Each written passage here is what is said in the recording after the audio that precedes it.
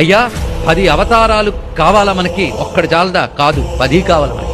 అజ్ఞానం భయంకరంగా ముంచుకుపోయి మన లోపల జ్ఞానం అనే దాన్ని తీసుకుపోయి ఏ లోపల సముద్రంలో దాచిపెట్టిందో తెలియదు. సోమకాసులో లాక్కుపోయి ఎక్కడ దాచిపెట్టాడో కూడా మనకు తెలియదు. ఆ జ్ఞానాన్ని వెలికి తీయడానికి స్వామి ఒక్కసారి నువ్వు మత్స్యమై వచ్చి ఆ దాగిపోయిన దాన్ని బయటకు తీయవయ్యా అని ప్రార్థన చేయాలి. అలాగే సాధన చేస్తూ ఉంటే ప్రధానంగా మథనం చేయవలసినటువంటి మనస్సు అనే మందర పర్వతం కృంగిపోతుంది, నిబ్బరం కోల్పోతుంది. తిరిగి దాన్ని నిబ్బరం కలిగించి నిలబెట్టడానికి కూర్మావతారం కావాలి. అలాగే గతి తప్పిపోతున్న బుద్ధిని తిరిగి దాని కక్షలో దాన్ని పెట్టాలి, గతిలో పెట్టాలంటే వరాహతారం కావాలి. ఎంత సాధన చేస్తున్నా ఉందా లేదా ఉందా లేదా లేదేమో అనిపించి హిరణ్యకశిపుడు అనేవాడు మన లోపల ఉన్నాడు.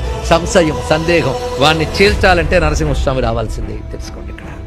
అంతేకాదు ఎంత చెప్పినా అన్నీ నావే అన్నీ నావే అని అహంకరిస్తూ ఉన్నవాడివి నీదేం కాదురా అన్ని లోకాలు నావే అని చెప్పి ఆ తలలో ఉన్న అహంకారాన్ని అణచడానికి రావాల్సిందే ఆ వామన త్రివిక్రమావతారం. ఏది కాదు చెప్పండి, ఎంత చెప్పినా ఆ రాజసం ఉన్నదే అనేక మార్లు బయటకు వస్తుంటుంది. నన్ను మించిన వాళ్ళు లేడని నీ దాన్ని ఇలాక్క త్రిసప్త సమిధకృతాహ 3 ఏడులు 21 మార్లు నరికి పారేస్తా, మొత్తం నీలో ఉన్న ఆ రాజసాన్ని అని పరశువు పట్టుకెళ్ళి బయలుదేరిన బ్రహ్మతేజం రావాల్సిందే, అది పరశురాముడు.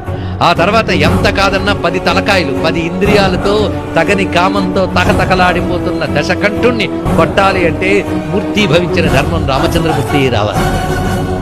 అంతేనా?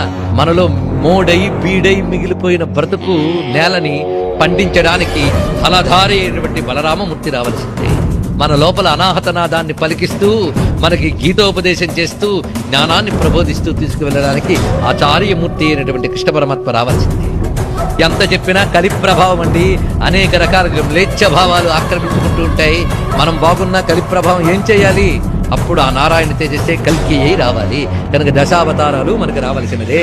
దశావతారాలు అమ్మకి భిన్నము కాదు, అమ్మే నారాయణుడు, అమ్మే శివుడు, ఇది తెలుసుకోవాలి.